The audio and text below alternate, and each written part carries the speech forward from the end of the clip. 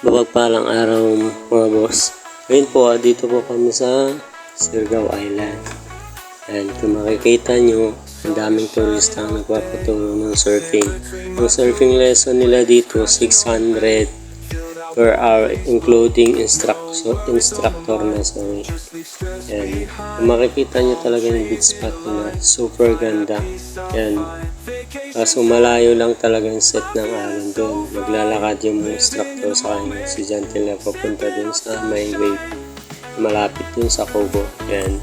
Kasi dun lang yung surfing area na pwede mag-surf yung mga turistang paturo surfing.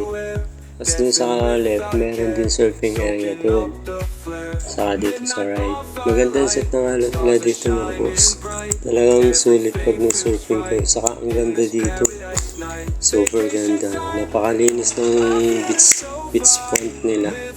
Saka yung tubig kung makikita nyo mga boss. Napakalinaw oh. Kitang-kita nyo. Ang ganda diba? Kaya sulit yung vacation nyo dito pag mag-vacation kayo. Hanggang dito lang mga boss.